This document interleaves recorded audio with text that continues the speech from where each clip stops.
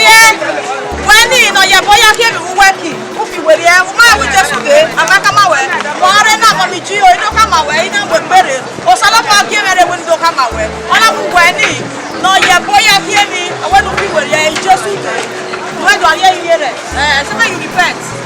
But the kingdom of God is attacked. Not to say, I'll tell you, you're not going to say you're the best. You want him who are more gossip. I'm not here who are more where my neighbor said past me. You and your neighbor not be the same destiny you get.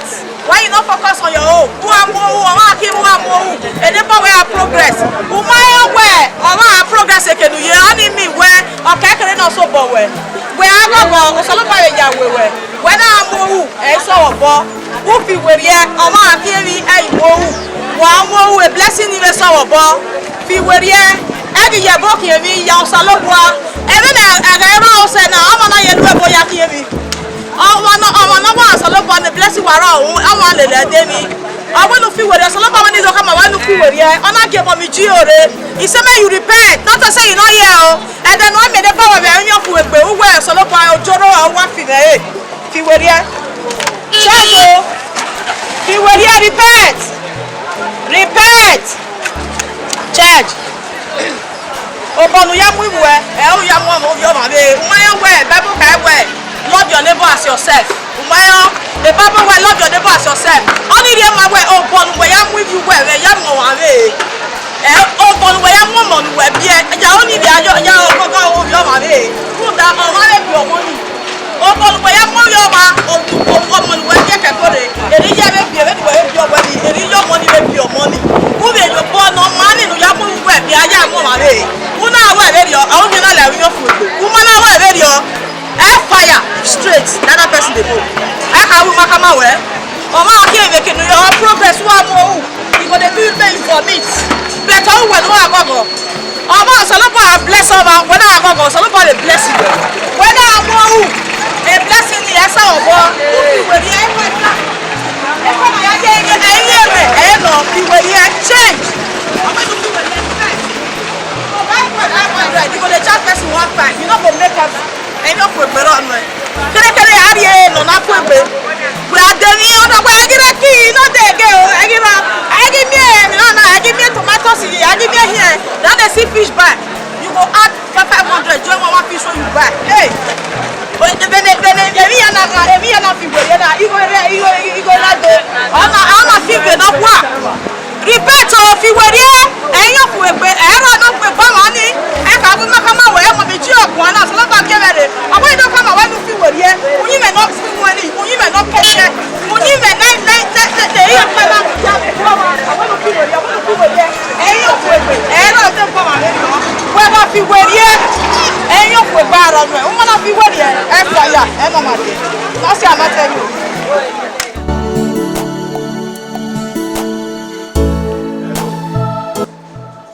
Hello. Hey, Chama. Tomo. Yeah, we here. I did fine. Where's the media alert? Where's it? Here. I hope the business is going well.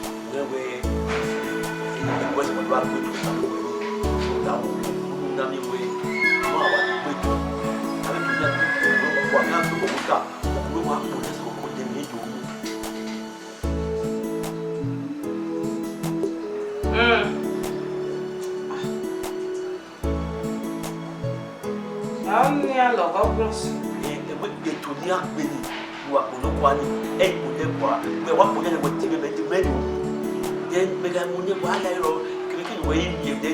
carry away the idea. And then you go to the cashing better. It's a guy to bog better over here, one year again. Or mobile here. In a better way here. Oh, that would be to I want to religion go to. Who's separate on you? We separate in any case, then I can take over.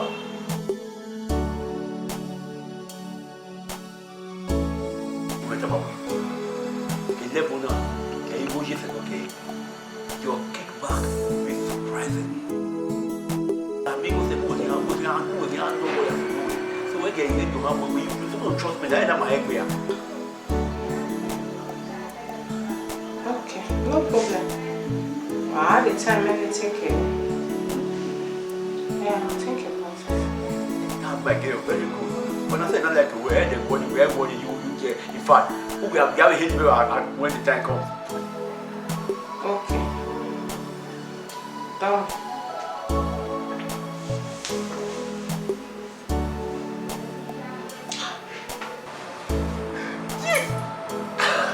Okay. Why too much? This level,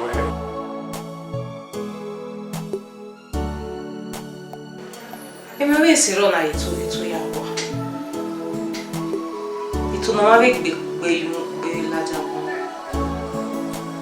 I hope you Singapore. I will go to so we go.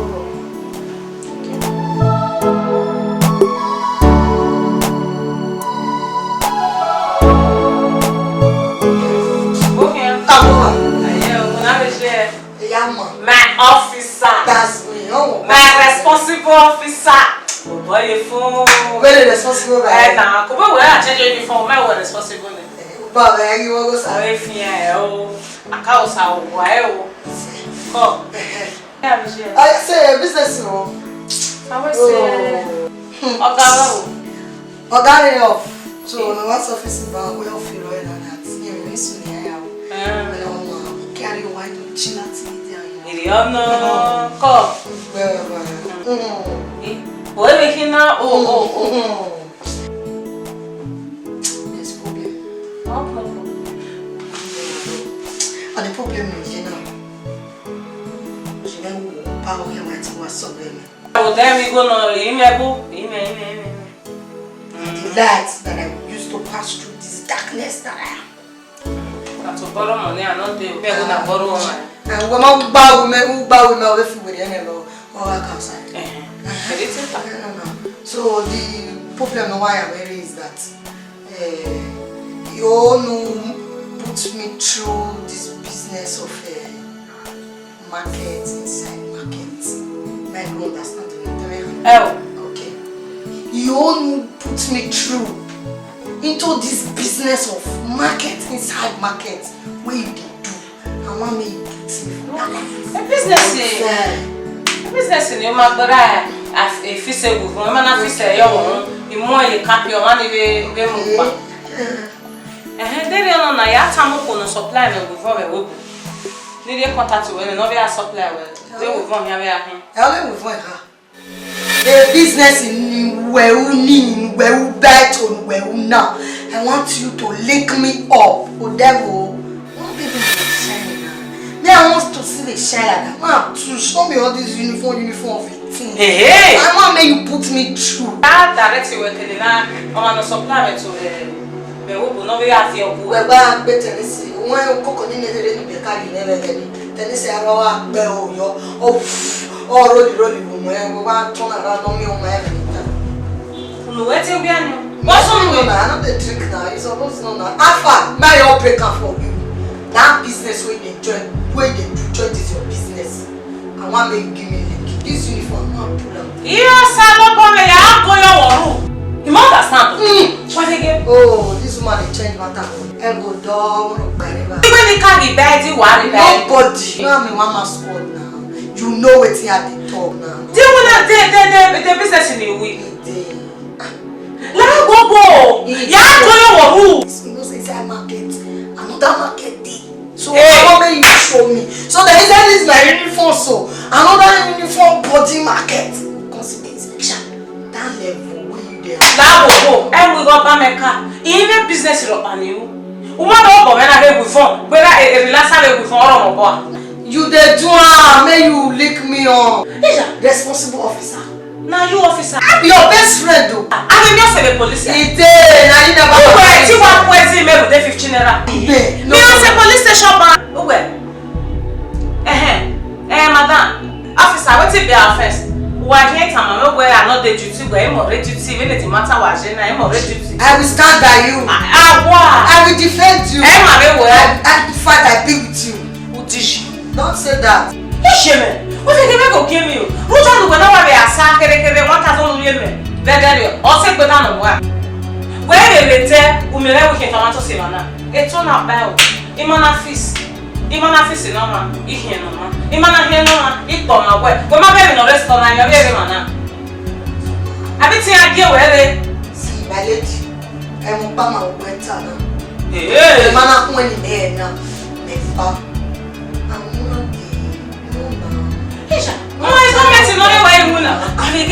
When I'm with the government, where you want it? The government matter. I want the hand down at the joiner. If that be the case, I want hand down joiner.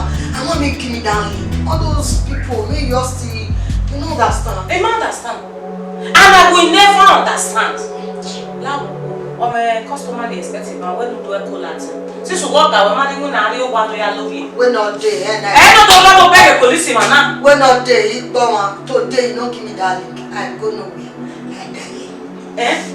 Our outside don't enter inside, so our inside don't get time to take outside again. Outside, one this side the well like that side the well like side though. Not you just that market where they side market where they do for yeah.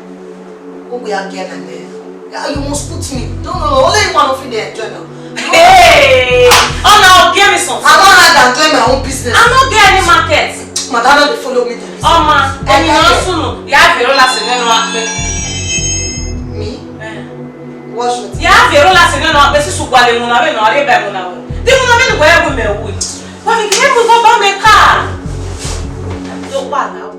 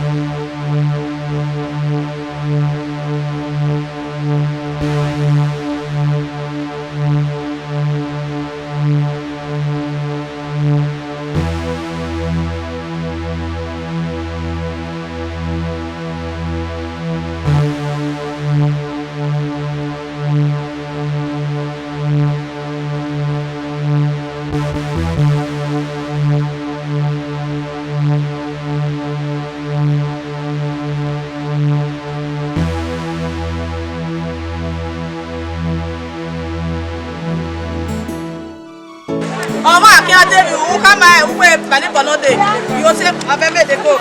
Nami wa pass. Was a wonderful man where email go. Near working me, what to Tanya, or Colomani, then not to tie a shady wear. I want to be a kippy. Amy no here, when we are where Debbie, where I go. Oh, my, we are not Debbie, who will no mount. Who are your back? And you're for better on way. I want to feel with you. Or some of our time, I'm on time, I want to feel with you. I work on many name money, I can't be CD.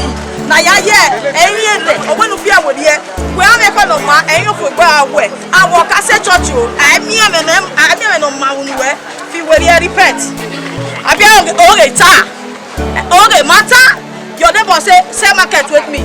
Now then is a get you. I will tell what you know say that your mind, you don't want change time. You will say you only want if you were here.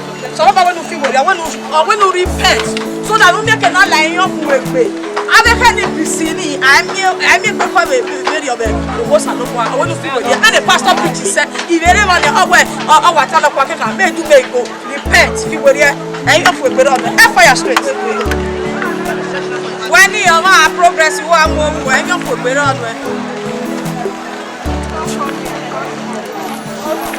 oh my yeah we my way what I know here I ain't put it on so no when you come out when you feel with here I wouldn't even know money when you want to feel with here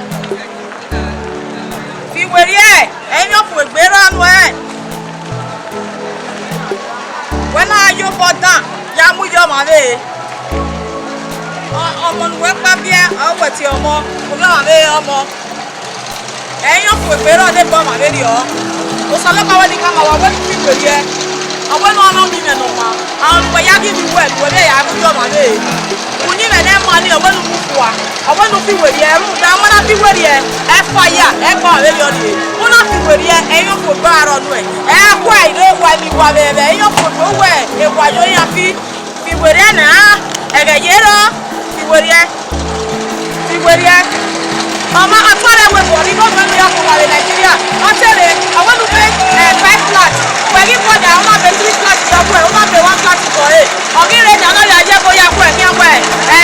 Tell we go wow man. You go for me we go get any one for me. You know ya. When I on ya go we go buy go get. On ya go.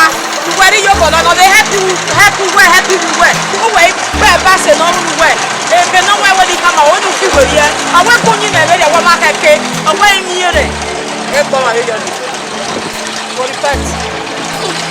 repent oh for the kingdom of God is at hand repent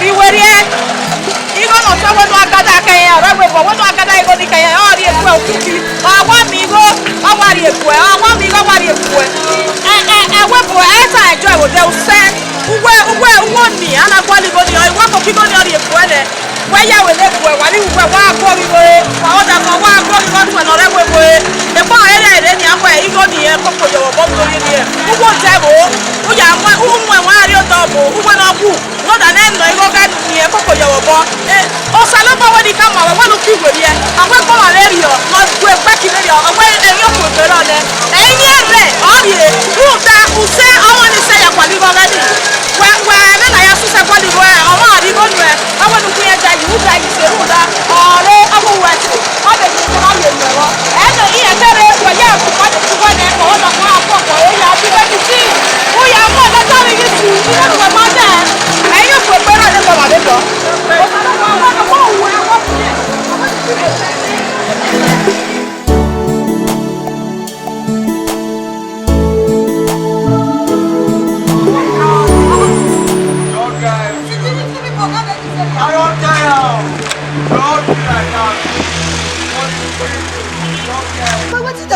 What happened? Guy, they just drive, don't want to drop her. You don't mean it? This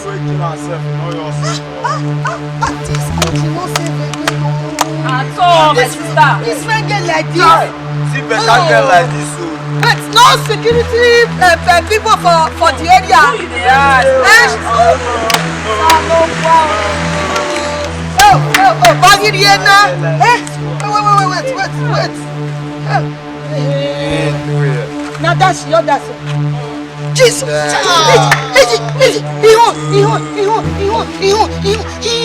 Oh, again, now do I wait to move the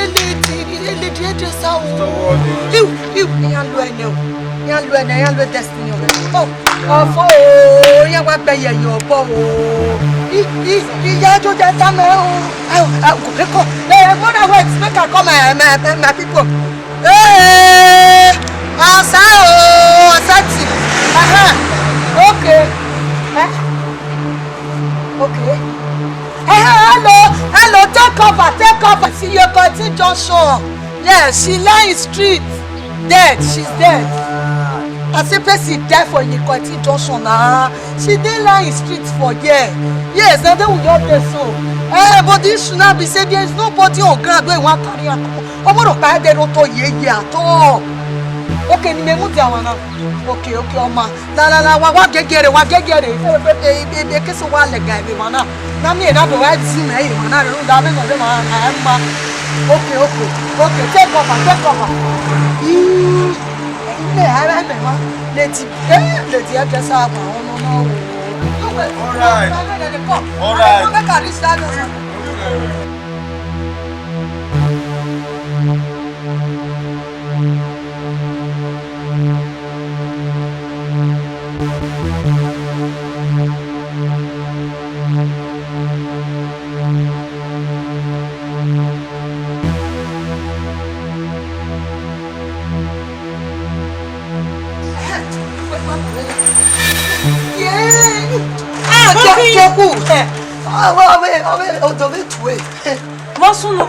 Total. Again now, no do it to you. No way to live on video. No daro here. Okay, my good customer. My number one customer. There. Unuki, uzola, we do it now. Hey, me for some time. When we, mash all around. I me don't know when now. Uzola, unuki, ijena. Mash all around. We should to travel business trip. Business trip. Because of around here, business trip. Yeah. I go. She's lying in the streets. She's lying in the streets instead of lying in the states. She's lying in the streets. She's dead. Where?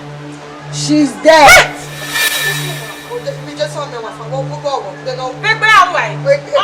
She's dead.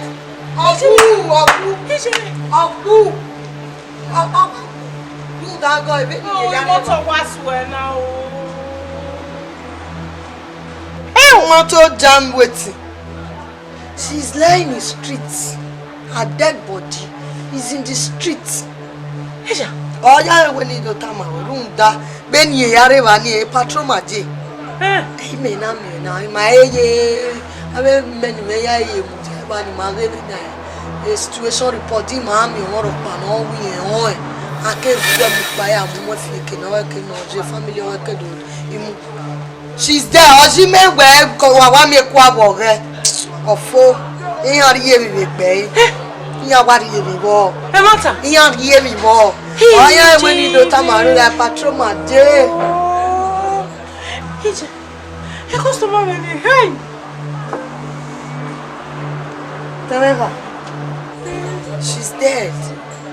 Lying in the streets. How? Again.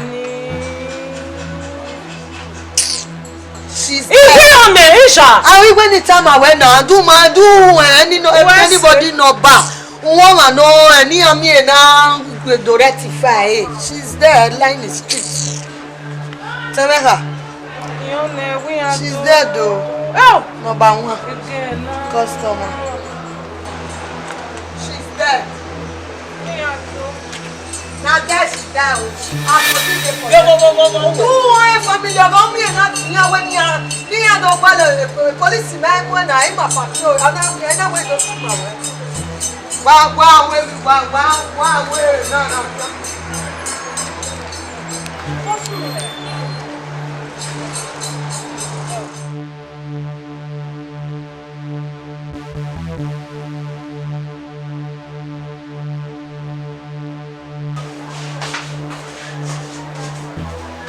Oh.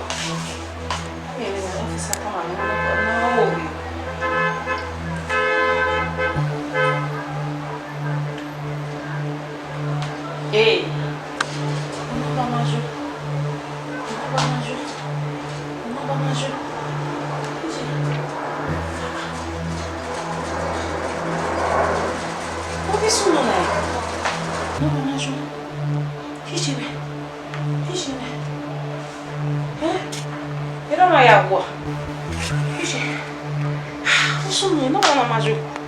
Jesus.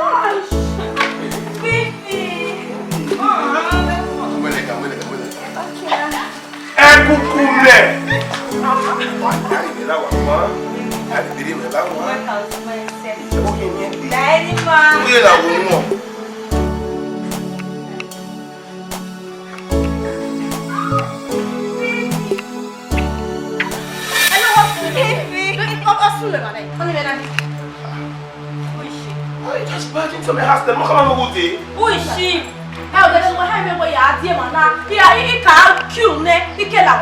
I don't understand. Hannah, baby, who is she?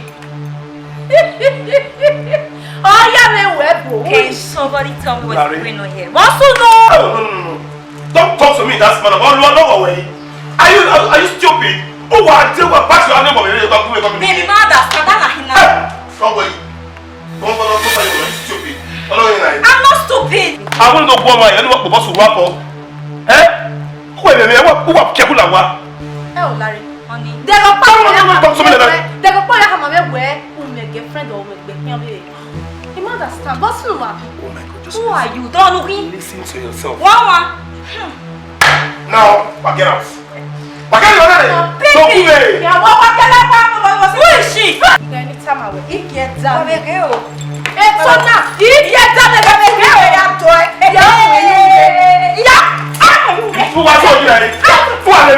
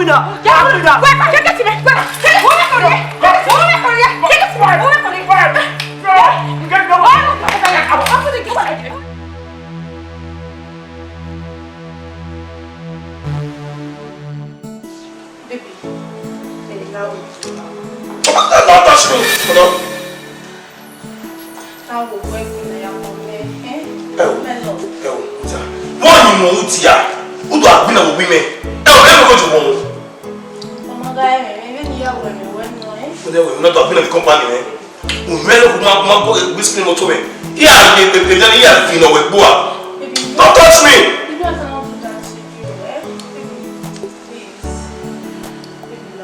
Because you know I keep pointing here. Because you know I keep pointing. It's okay. Then that's why baby, come back. Tell me I know you forgive me.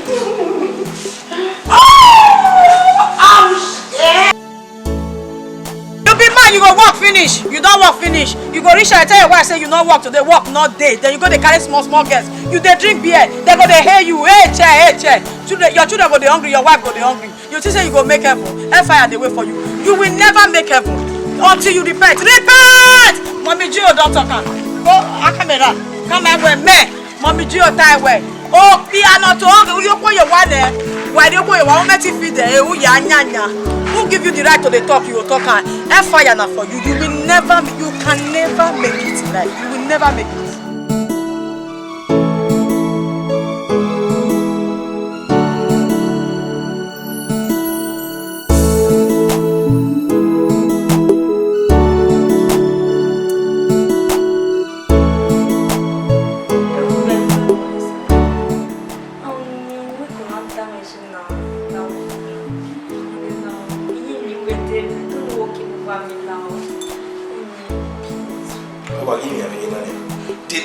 You're not getting it. Tell me, I worry getting we are not getting away.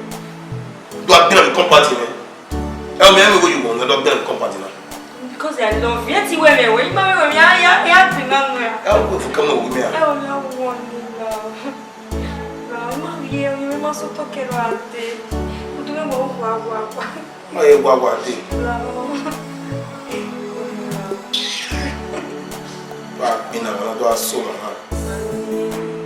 Then when I reach home, tell me I'm going to the When I see the back,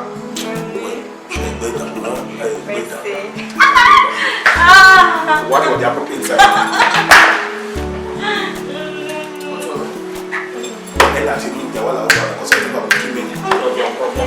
Let's go inside.